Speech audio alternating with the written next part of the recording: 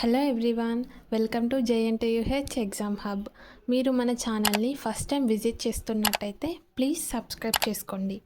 మన ఛానల్లో JNTUH ఎగ్జామ్కి సంబంధించిన ఇంపార్టెంట్ కంటెంట్ రెగ్యులర్గా అప్లోడ్ చేస్తూ ఉంటాం. కొంతమంది స్టూడెంట్స్ R25 EDCADలో ఇంపార్టెంట్ టాపిక్స్ కావాలి అని అడుగుతున్నారు. సో ఈ వీడియోలో EDCADలో ఫోకస్ చేయాల్సిన ఇంపార్టెంట్ టాపిక్స్ గురించి డిస్కస్ చేద్దాం. ఈ వీడియో స్టార్ట్ చేసే ముందు మీరు ఒక విషయం తెలుసుకోవాలి. ఇంజనీరింగ్ డ్రాయింగ్ని యూనివర్సల్ లాంగ్వేజ్ ఆఫ్ ఇంజనీర్స్ అని కూడా అంటారు. ఎందుకంటే ఇంజనీరింగ్ ఐడియాస్ని డ్రాయింగ్స్ ద్వారా ఈజీగా కమ్యూనికేట్ చేయొచ్చు. కానీ EDCAD సబ్జెక్ట్ అనేది ఇంపార్టెంట్ క్వశ్చన్స్ని బట్టి ప్రిపేర్ అయ్యే సబ్జెక్ట్ కాదు. కాపీ కొట్టి రాయడం కూడా కష్టమే. ఎందుకంటే కాన్సెప్ట్స్ అర్థమైతేనే డ్రాయింగ్స్ని కరెక్ట్గా డ్రా చేయగలుగుతారు. అందుకే ఇంపార్టెంట్ క్వశ్చన్స్ కోసం వెతకడం కంటే ఇంపార్టెంట్ టాపిక్స్ మీద స్ట్రాంగ్ గ్రిప్ ఉండడం చాలా ఇంపార్టెంట్. ఇప్పుడు ఇంపార్టెంట్ టాపిక్స్ని యూనిట్ వైజ్ చూద్దాం. మనకి యూనిట్ 1లో 2 ఇంపార్టెంట్ టాపిక్స్ ఉన్నాయి. First one scales, second one conic sections. స్కేల్స్లో మనకి ప్లేన్ స్కేల్, డయాగ్నల్ స్కేల్ ఉంటుంది. అండ్ కొనిక్ సెక్షన్లో ఎలిప్స్, పారాబోలా, హైపర్బోలా. ఈ 2 టాపిక్స్ని డెఫినెట్గా ప్రిపేర్ అవ్వండి. డెఫినెట్గా ఈ 2 టాపిక్స్లో నుంచి క్వశ్చన్స్ వచ్చే ఛాన్స్ ఉంటుంది. యూనిట్ 1 వరకు ప్రిపరేషన్ అంతా బాగానే ఉంటుంది. ఎందుకంటే అక్కడ కొన్ని కీ కాన్సెప్ట్స్ ఐడెంటిఫై చేయొచ్చు.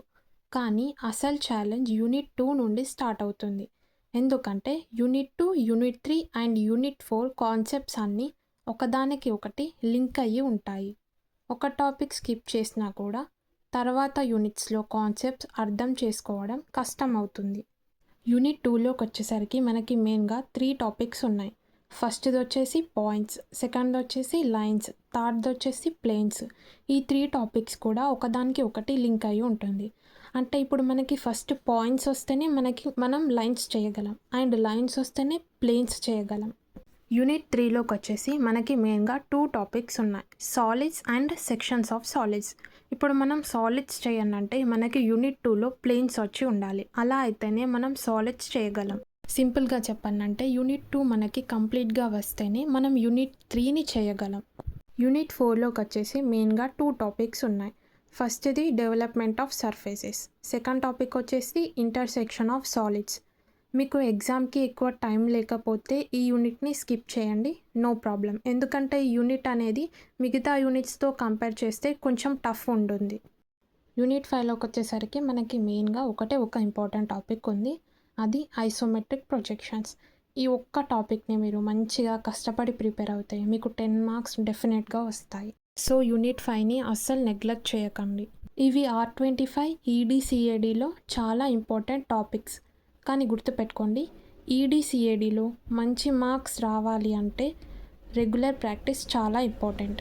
All the best for your exams. Video useful అనిపిస్తే లైక్ చేయండి, షేర్ చేయండి. మరిన్ని వీడియోస్ కోసం మన ఛానల్ని సబ్స్క్రైబ్ చేసుకోండి.